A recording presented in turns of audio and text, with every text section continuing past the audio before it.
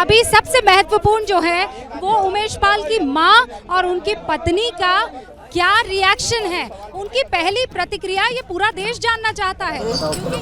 ये मेरे बेटे को 18 साल हो गया। पहले 2 साल राज्यपाल का लड़े, उनका अपहरण किया इसने।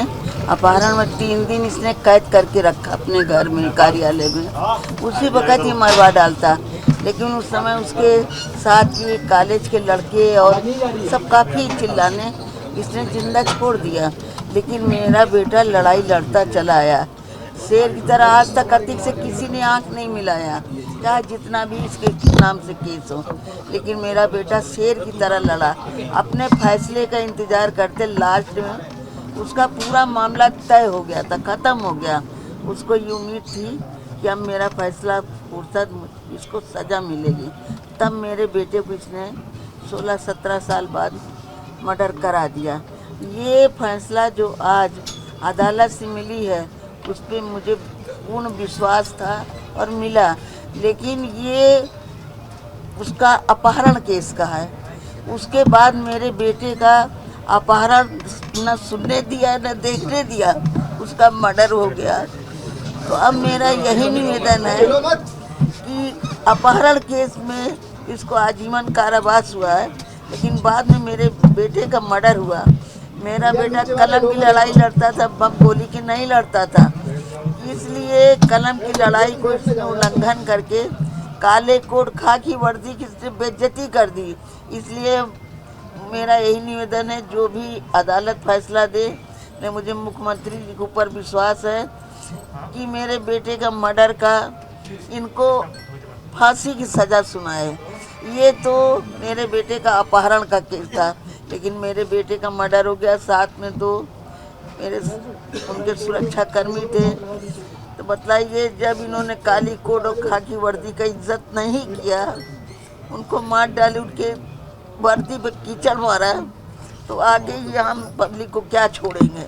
इसलिए मेरा मुख्यमंत्री से ही विनती है कि इनको अब फांसी दिया जाए। अच्छा, अब सजा हो गई है, आप लगता है कि उमेश जी की आत्मा को शांति मिलेगी? देखिए, ये तो उसका अपहरण में लड़ रहा था शेर की तरह, लेकिन जो अब लास्ट में 3 मर्डर उसने करा दिया, जेल से कराया है, ये आजीवन कारावास है। इसमें उसको अंदर क्या सुविधाएं मिलती हैं, क्या नहीं मिलती, इसलिए वो पुराना खूंखार बदमाश है, पूरा आधा डकैत है।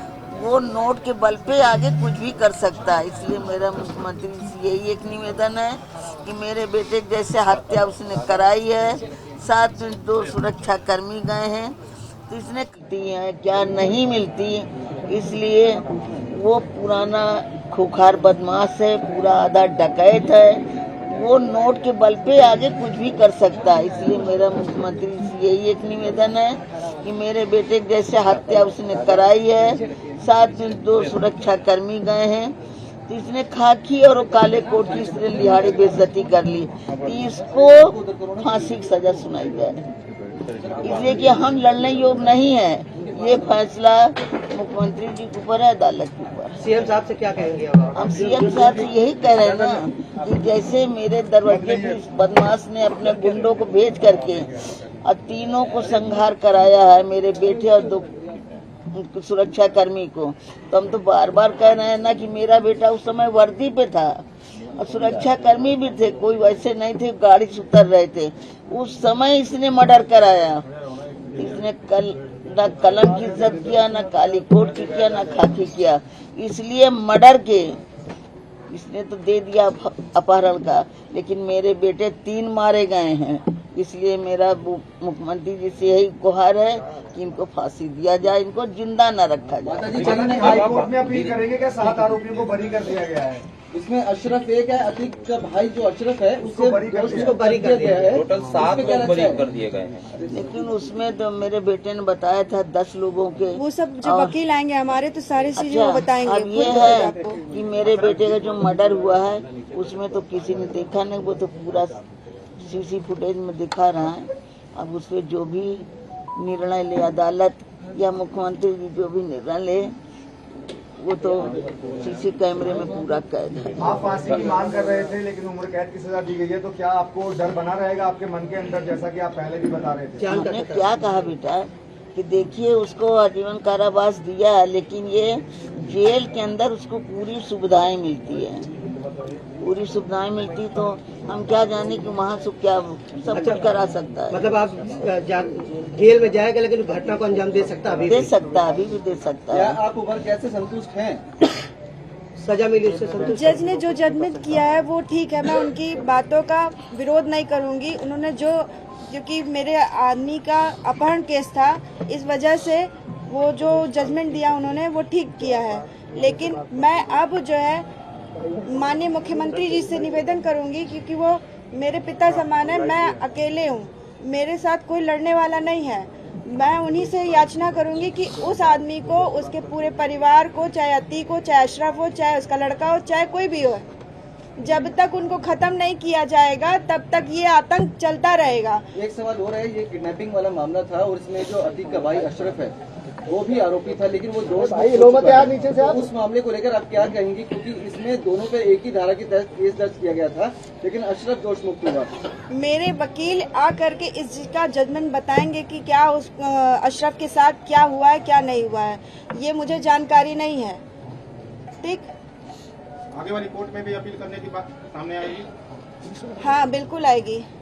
High court? जी बिल्कुल, मैं अपने आदमी का जो इन्होंने हत्या कराया है, मैं इसके आगे भी इसके सिलसिले को करूंगी, जरूर करूंगी।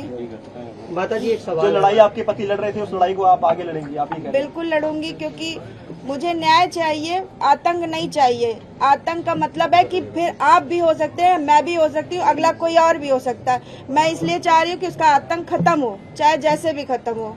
अब आपको अपने परिवार के ऊपर भी चिंता है, कहीं जिस तरह से आपके पति का मर्डर कराया, कहीं आपके ऊपर, आपके घर वालों के ऊपर हमला ना हो? जी बिल्कुल हो सकता है, इसीलिए तो मैं कह रही हूँ ना कि जड़ से खत्म करना जरूरी है। ये आदमी रहना नहीं चाहिए, चाहे जैसे भी है।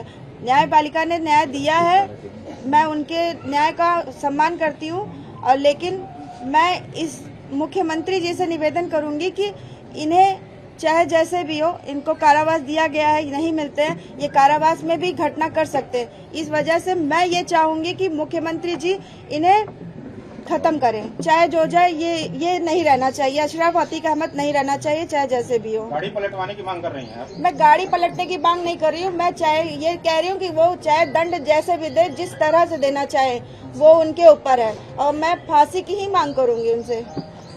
फांसी को कोर्ट देगा? कोर्ट देगा, सरकार देगी, जो भी होगा जजमेंट, यही सब है। न्यायपालिका हो चाहे शासन प्रशासन हो। बस ठीक, थैंक यू। अब ये करने हम लोग छोटा एक एक करके हाँ? वो तो दिया दे दिया भैया। उमेश पाल के परिवार को आप सुन रहे थे।